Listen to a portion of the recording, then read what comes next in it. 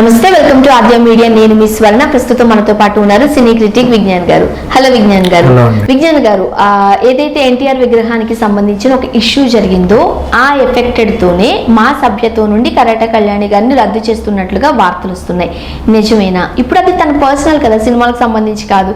దానికి మా సభ్యత్వానికి ఎందుకు లింక్ పెట్టారు? ఏం జరిగింది? ఎందుకు లింక్ పెట్టారు అంటే అది ఏమి ఏదో అల్లటప్ అసోసియేషన్ కాదు, ఇంకేదో కాదు. ఏదో ఇవాళ రేపు చిన్న గేటెడ్ కమిటీ అపార్ట్మెంట్కి ఉండే 10 ఇల్లు ఉండే అపార్ట్మెంట్కి కూడా కొన్ని రూల్స్ రెగ్యులేషన్స్ పెట్టుకుంటారు వాళ్ళు. అవునా కదా, మనకు అన్నీ తెలుసు.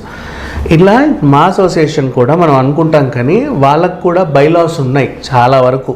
అందులో సభ్యత్వం తీసుకోవాలి అంటే ఎందుకు మరి ఆర్టిస్టులు కొన్ని వేల మంది కనబడతారు, మా సభ్యులు ఎందుకు 1000 లోపే ఉంటారు?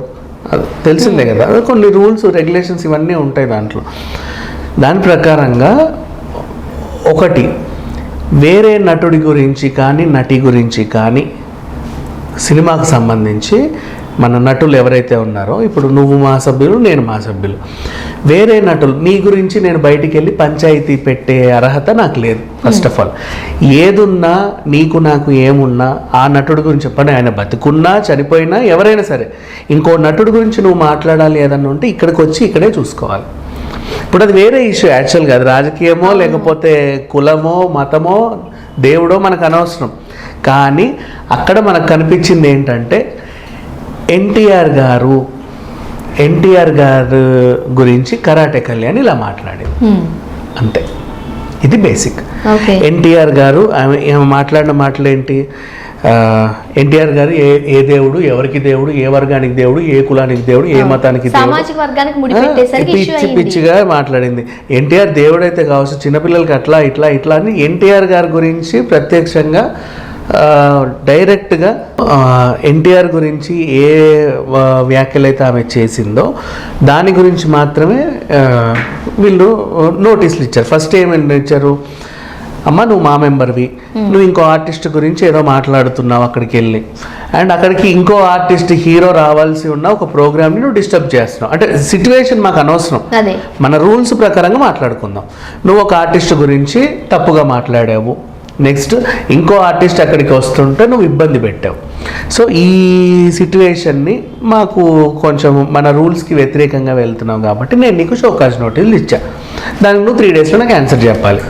నేను పట్టించుకోను, నాకు అవసరం లేదు, నేను ఎవరికి సమాధానం చెప్పేది లేదు, నాకేంటి నోటీసులు ఇచ్చేది, ఇది ఒక అది నోటీసా, ఇది తొక్క, ఇది తోలా అని కూడా మాట్లాడింది. ఆ తర్వాత ఈయన చూసారు 3 డేస్ లోపల రిప్లై రాలేదు, కథం అంతే. ఈమె నేను ఆల్రెడీ నేను నోటీస్ ఇచ్చా, నేను మాట్లాడా, కానీ నన్ను పట్టించుకోలేదు, నేను చెప్పినా కూడా నన్ను ఇట్లా డిస్మిస్ చేశారు, కావాలని నా మీద కుట్ర పన్నుతున్నారు, ఇండస్ట్రీకి నేను నా ఇండస్ట్రీ అని నేను రాసుకుంటూ పూసుకుంటూ తిరిగా, ఎక్కడ ఎవరికి ప్రాబ్లం వచ్చినా నేనే ముందుంటా, 23 ఏళ్ల నుంచి నేను ఇండస్ట్రీకి ఎనలేని సేవలు అందిస్తున్నా, ఇవి చెప్పుకొచ్చిన మాటలు అవన్నీ. సో ఇప్పుడు నన్ను కావాలని కక్షపూరితంగా కుట్రపూరితంగా నన్ను ఇట్లా చేశారని ఈమె ఆరోపణ.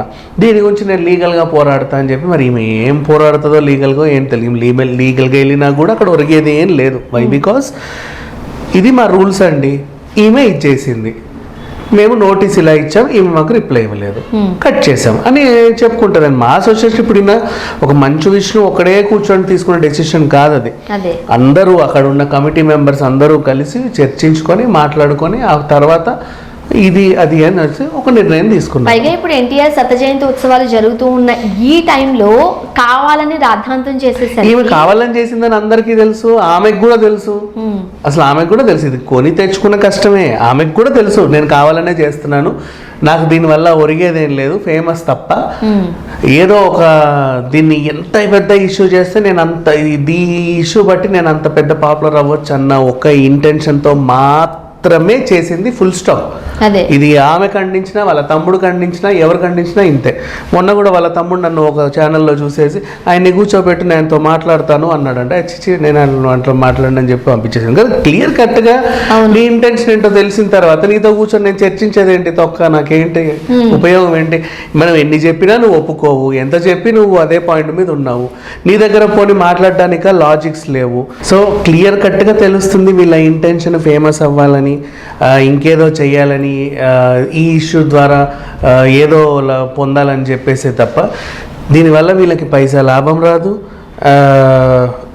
ఏ యాంగిల్లో చూసుకున్నా సరే ఈ ఇష్యూ వల్ల వీళ్ళకి పెద్ద ఒరిగేది కూడా ఏం లేదు.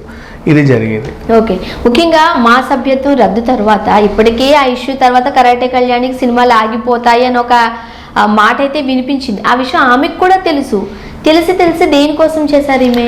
బీజేపీలో కొంచెం ఫేమస్ అవుదామని. ఇప్పుడు ఆల్రెడీ వైసీపీలోకి రమేశ్రీ ఎంట్రీ ఇచ్చింది. సో ఆ విధంగా ఎవరో ఒకరు రాజకీయంగా కొంచెం ఎదగాలని, ఆల్రెడీ సామాజికవేత్త, ఎక్కడ ఏ ఇష్యూలను నేను ముందెళ్ళి పోరాడతాను, ముందు నేనే నిల్చుంటా, ఇట్లాంటి ఆమెనే నేను అఖిల భారత XYZ ఏదో సంఘానికి నేను మొత్తం దేశవ్యాప్తంగా నాయకురాలని ప్రకటించేసుకుంది. వాళ్ళకి ఎవరిష్టం ఇవాళ రేపు సంఘాలు పెట్టేసుకోవడం తెలుసా. పట్టుకొని 2-3 ఉంటారు దాంట్లో వెరితలకాయలు.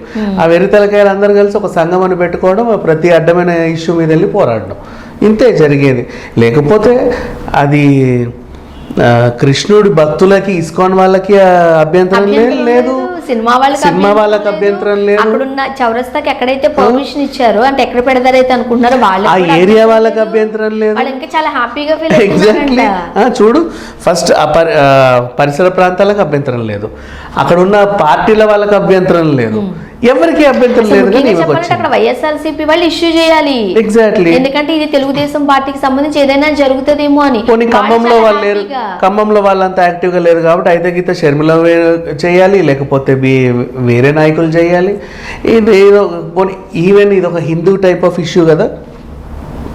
బీజేపీ శ్రేణులు కూడా ఈమెను రెచ్చగొడుతున్నారు తప్పితే వాళ్ళు ఎవరు ఒక్క తలకాయ రావట్లే బయట. ఇప్పుడు ఎక్కడైతే తెలుగుదేశం పుంజుకొస్తుందనే భయంతో ఇది ఖమ్మంలో అయినప్పటికీ మనం చెప్పాలనంటే ఏపీకి సంబంధం ఏంటి అని అనుకున్నా ఏదోలాగా గుచ్చి మాట్లాడుతూ ఉంటారు వీళ్ళు, అక్కడ పెడుతున్నారు ఇప్పుడు అని. బట్ వాళ్ళు ఏమీ మాట్లాడలే, ఎవరికి అభ్యంతరం లేదు. ఫస్ట్ ఆఫ్ ఆల్ ఇంకొకటి, శత జయంతి ఆయన ఇప్పుడు శత జయంతి వేడుకలు ప్రతి చోట ఏదో ఒకటి అవుతుంది. మొన్న అక్కడ పెడితేనేమో రజనీకాంత్ వైసీపీ అయింది, నిన్న ఇక్కడ పెడితేనేమో ఎన్టీఆర్ ఎందుకు రాలేదు అని ఇదయింది. అండ్ ఇప్పుడు ఈ రోజేమో ఈ విగ్రహం దగ్గరేమో ఇట్లాంటి వాళ్ళ పెంటగొడవ వాళ్ళు. సో వీళ్ళెవరిని మనం అసలు యాక్చువల్గా పట్టించుకోవాల్సిన అవసరం ఏం లేదు. బట్ ఓవరాల్గా చెప్పాలి అంటే కరాటే కళ్యాణి మాత్రం ఉద్దేశపూర్వకంగానే ఇవన్నీ చేస్తుంది, అది మనకు తెలిసిన విషయం. Thank you so much. Thank you.